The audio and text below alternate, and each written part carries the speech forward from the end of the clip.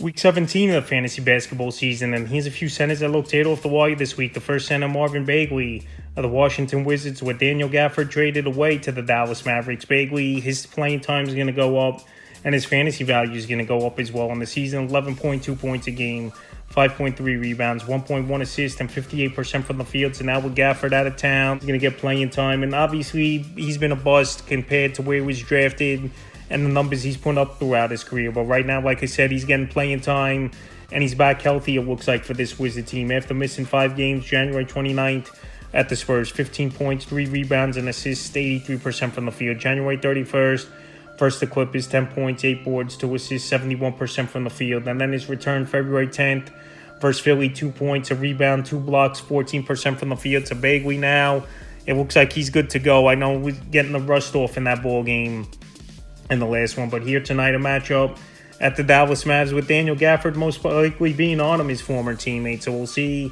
how that goes. But if you need rebounding, some decent scoring of the basketball, shot blocking, and a decent field goal percentage, Marvin Bagley definitely could bring that to fantasy owners. And right now, available in 60% of fantasy leagues. The next center I looked at, Santi Aldama of the Memphis Grizzlies. So Aldama, he's going to get a lot of playing time for this Memphis Grizzly team. We're all season, a lot of injuries. And now they're at the point of the year that what they want to see with the younger guys and what they got with the future. So Aldama on the season, 10.7 points a game, 5.7 rebounds, 2 assists, 1.7 threes, and 43% from the field. But the last couple weeks, 12.2 points a game, 6 rebounds, 2.8 assists, a steal, 2.7 threes, and 41% from the field. So right now available in 75% of fantasy leagues. You need 3-point shooting, decent field goal percentage, and a decent assister of the basketball as well.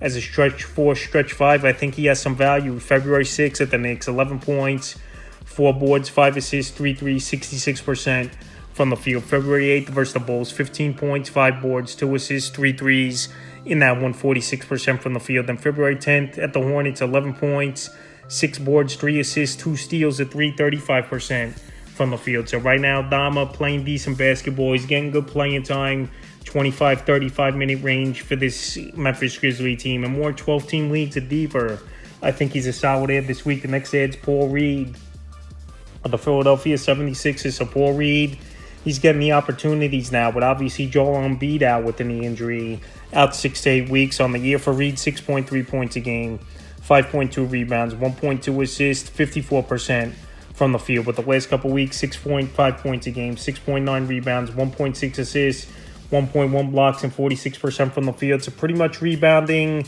and shot blocking is what Reed's really going to bring to fantasy owners. He's not a big scorer of the basketball, pretty much going to max out anywhere from 9 to 12 points per game, which is obviously fine.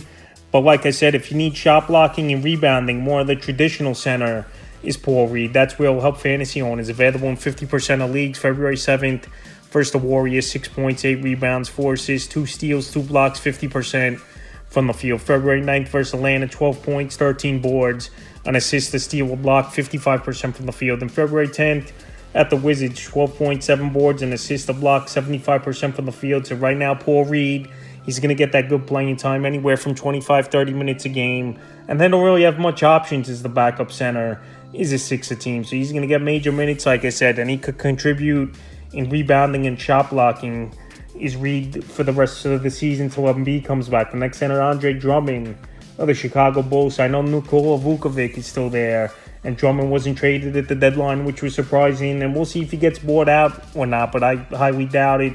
Anyway, on the year for Drummond, 8.1 points a game, 8.5 rebounds, 1.1 steals, and 56% from the field. But the last couple weeks, 10 points a game, 9.5 rebounds, a block, and 62% from the field. So another traditional center like a Paul Reed here is Drummond, where shot blocking and rebounding and field goal percentage with a lot of dunks and layups is where he's going to have fantasy value. February 6th versus the Timberwolves, 16 points, 16 boards, 4 blocks, 53% from the field. February 8th at Memphis, 21 points, 13 boards, an assist, a steal, a block, 90% from the field. And February 10th at the Magic, 4 points, 5 boards, 2 assists, 33% from the field. So right now, like I said, if you need field goal percentage, shot blocking, and rebounding, that's what Andre Drummond's going to bring. There's going to be some nights where the numbers aren't going to be there, and even the playing time could fluctuate anywhere from 15 to 30 minutes a game with Vukovic there, and with just this Bull team not being a good team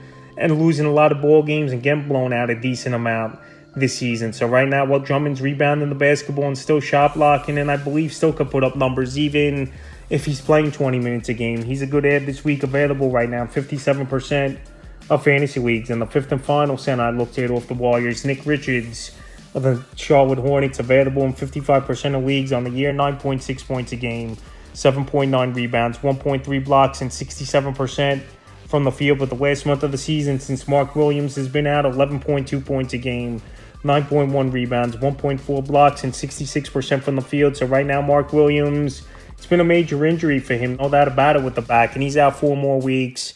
And who knows if we'll see him at all for the remainder of the season. So it's all Nick Richards getting an opportunity for another month here for this Charlotte Hornet team, with this team being out of it and them wanting to see what they got with the young guys. I know Mark Williams is a young player as well, but with a back injury and this team out of it, playing for a lottery pick once again, they're going to see what Richards has. And it's surprising to me that he's out there in 54% of leagues. The last few games for Richards, February 7th versus Toronto, 5.6 boards and assists, a steal, 50% from the field. February 9th in Milwaukee, 16 points, 11 boards, a block, 77% from the field. And February 10th versus Memphis, 13 points, 7 boards and assists, 2 blocks, 60% from the field. So right now, he's a traditional center is Nick Richards. Shot blocking, rebounding, and putbacks and garbage points here is what he's going to bring fantasy owners.